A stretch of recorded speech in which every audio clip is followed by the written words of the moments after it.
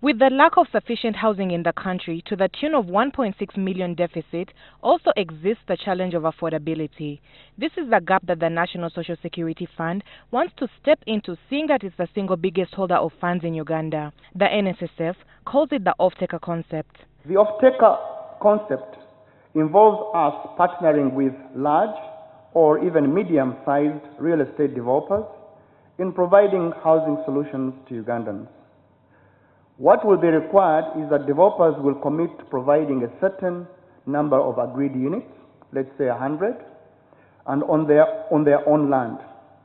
What the fund will then do is to undertake to purchase all these units from the developer so that it can allow the developer an early exit of their investment, thereby releasing capital which can then be used for their next project.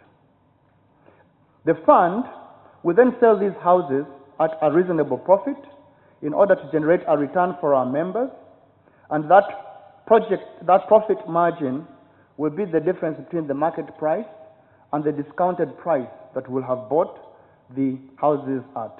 But the offtaker policy, for its goodness, must contend with the intrinsic constraints that make owning a house only a dream for so many. The cost comparison of a 50-kilogram bag of cement is $10 in Uganda and $4 in the Middle East. The situation is worsened by slow adoption of a range of low-cost technologies in construction.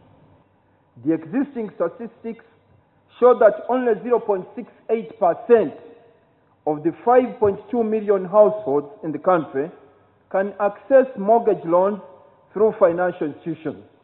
This was during the opening of the housing conference in Kampala today. The conference partly seeks to find realistic solutions to the housing problem in Uganda through innovation financially and otherwise. Ingrid Nantege, NTV Business.